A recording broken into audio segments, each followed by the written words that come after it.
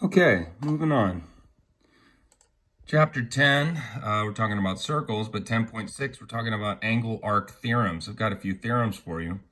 So one, if two inscribed angles or tangent chord angles, remember, an inscribed angle and a tangent chord angle, they have the same, formula for finding their measure. And so the theorem applies to both of these types. If two inscribed or two tangent chord angles intercept the same arc, then they are congruent.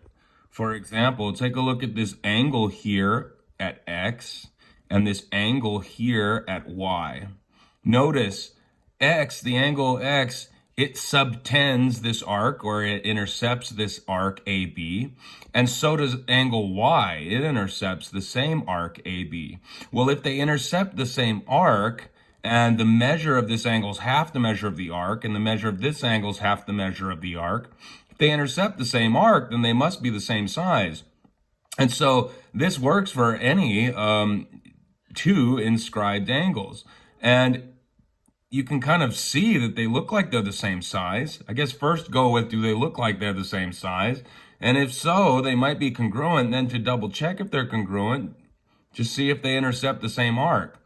And so that's the first theorem. Now let's see if I can find an example from the book. How about this proof here? Let's just prove this first thing, that these two triangles are similar. So we're talking about these two triangles. How can we prove they're similar? Well, remember, we can prove two triangles similar if we prove they have two corresponding angles that are congruent. Well, look at these first pair of angles. All vertical angles are congruent, and so we have a pair of angles that are congruent. And now we can look at angle V and angle S.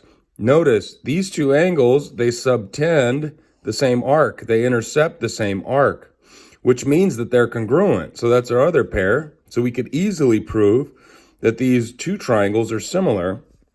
You know, state the given. We have to know that O is the center of the circle. We have to know that this is a circle, which we could see that it is.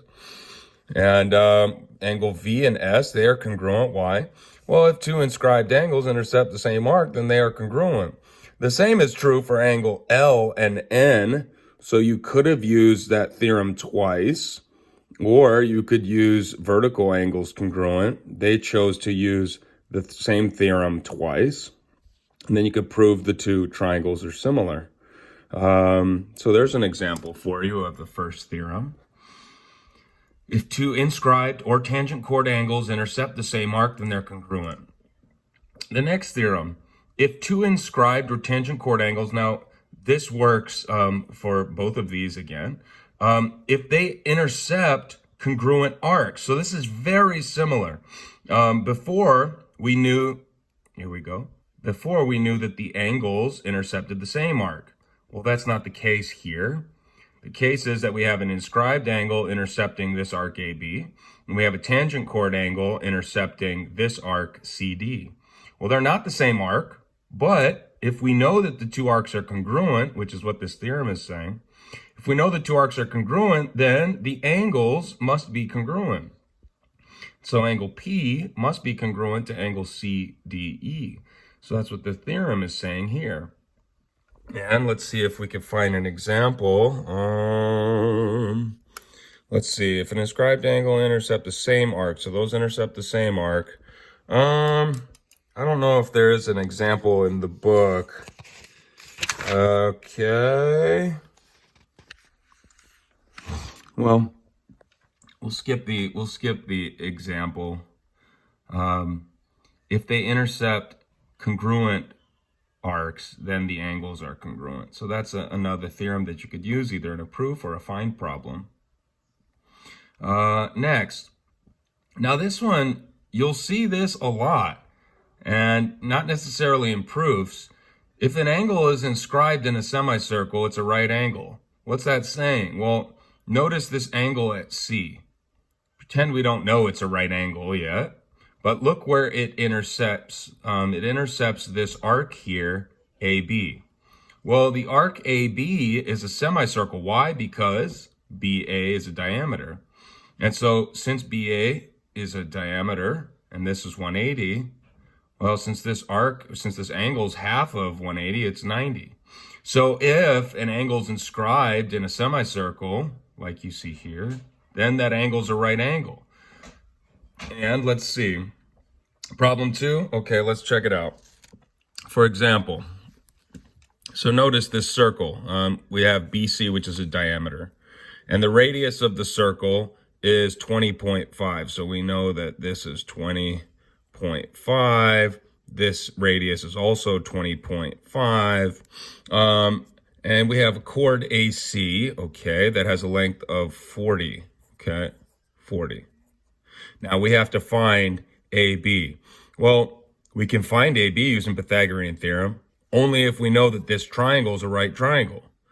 And it is a right triangle because angle A is a right angle. Why? Because of that theorem.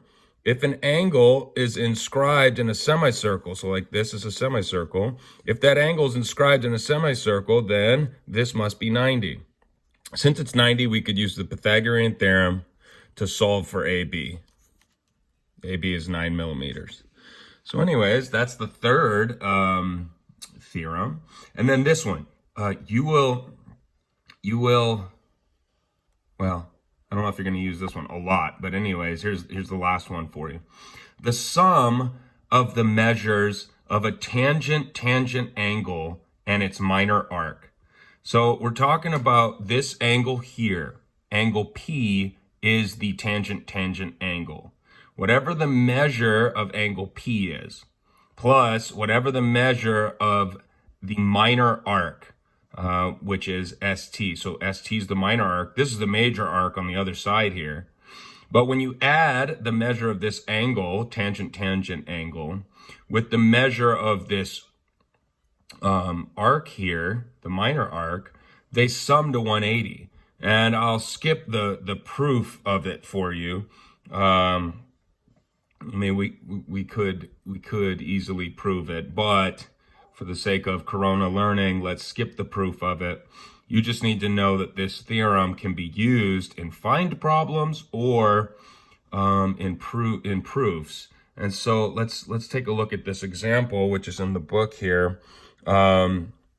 Okay, here's an example. PT and PS are tangents at these 2 points, which means that the angle P is a tangent angle. And they gave us the measure of the minor arc. Okay, it's 130 degrees. Find the measure of P. Well, by this theorem, this last theorem we talked about, the measure of angle P plus the measure of this arc ST or TS, the sum of them, you add them together, they equal 180. And since we already know the measure of this arc, we can replace that with 130, subtract 130 from both sides. We'll find the measure of P is 50, angle P.